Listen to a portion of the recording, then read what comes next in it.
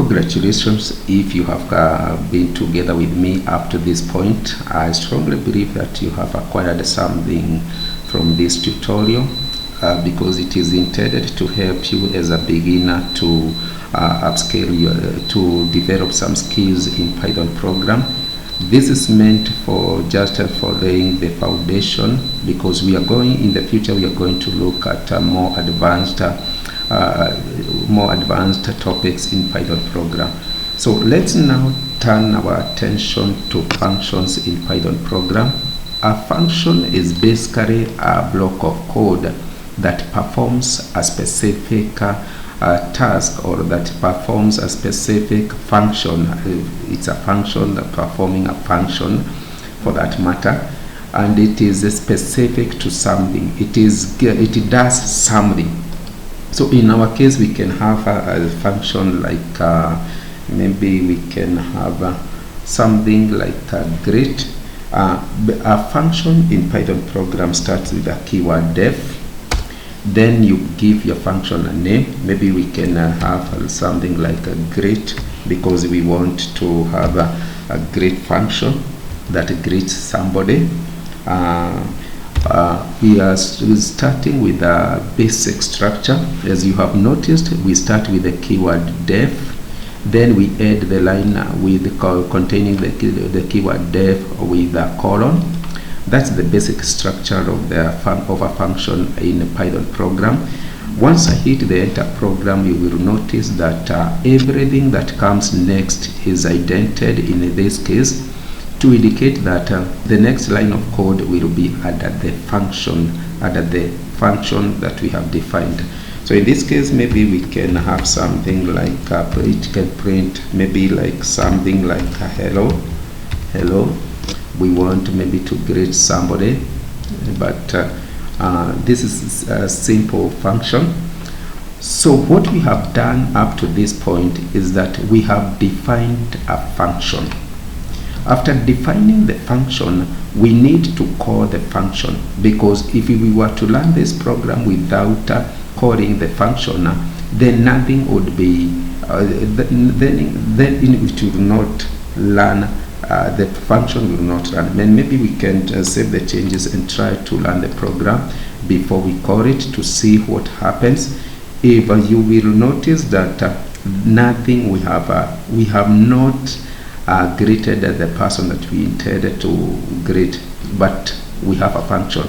So in order for us to get the output, we need to call the function, and you call the function by its name. This is how you call the function. As you have noticed, I have hit the enter button, then I have exited the function now to call the function now. So in this case, we are going to call the function by its name, and we also provide the brackets. So basically how the function appears here, that's how you call the function. Then if we are now to save the changes and run the program once again, now you will notice that we have been able to output the outcome that we have. So you need to call the function. We can call this function as many times as we want, like maybe we can call it maybe 4 times, and save the changes once again and run the program. You will notice that we have repeated the same function over and over.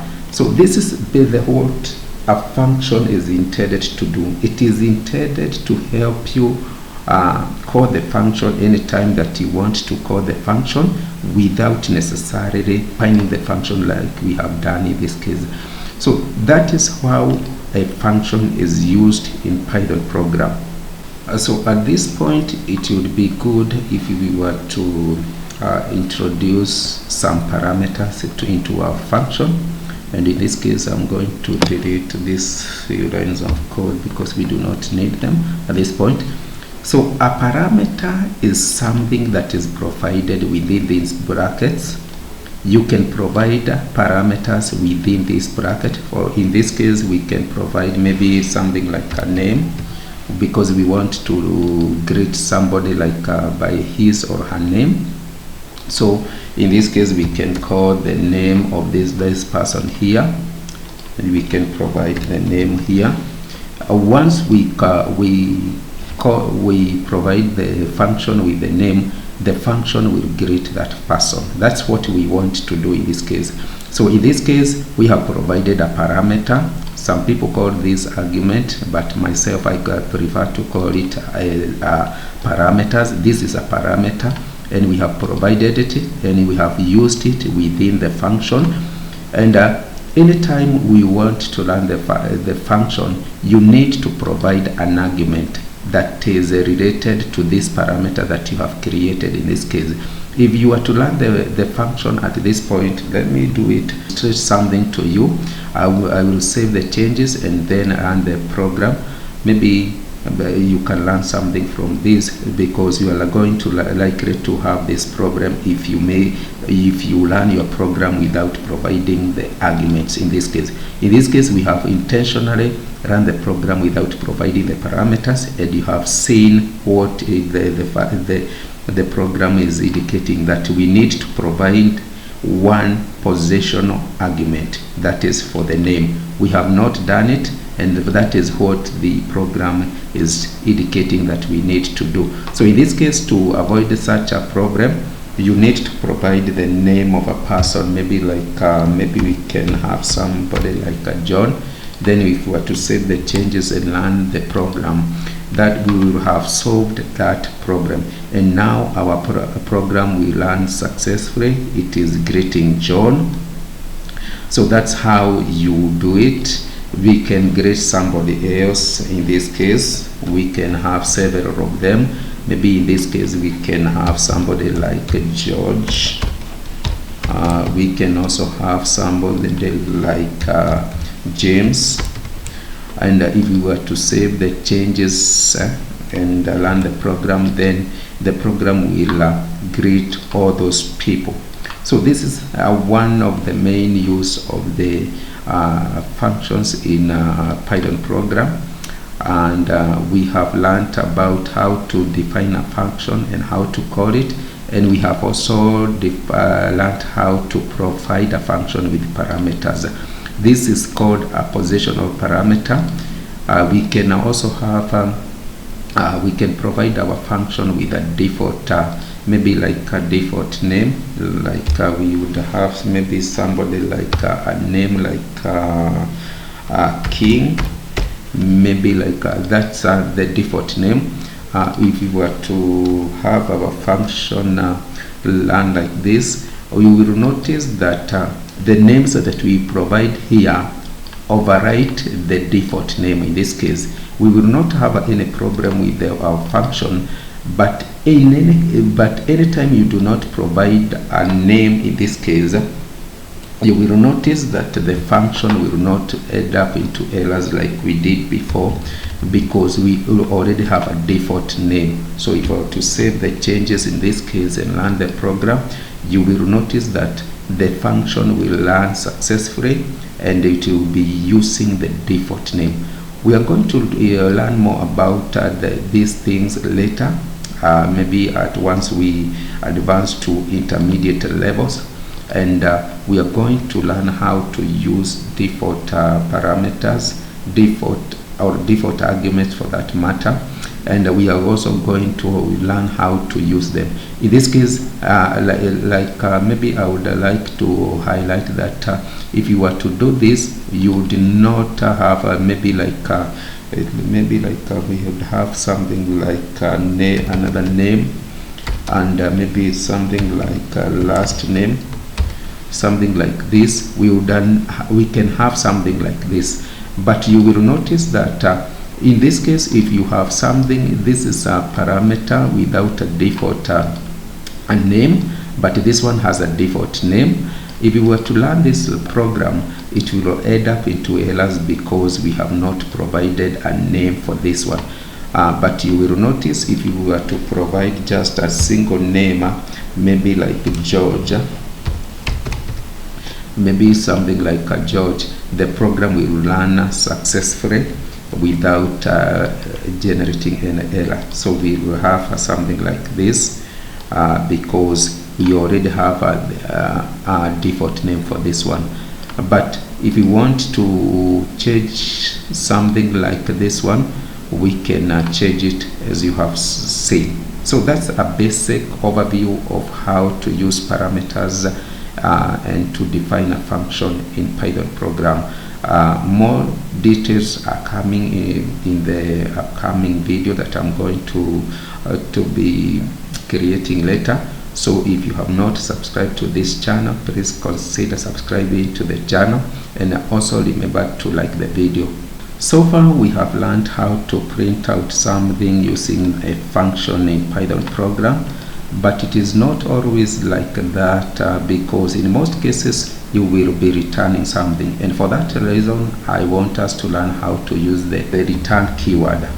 It is an important keyword, and you will in most cases be using the return instead of something like this. So let's define another function, like addition. We want to add something, so we can have a function that by the name add, and we have two parameters like x and y. This let me use x and y because they are very common in mathematics. So these are our parameters in this case, and we want to maybe add something. We want to have return. We can basically return x plus y. X plus y. You can return them directly like that, and like we have learned that you need to call your function. In this case we can call our function here because we have basically defined it. And we now at this point, because x and y are so general, we can provide the specific digits that we want to add. Maybe we can have 3 and 6. We want to add the program to add 3 to 6.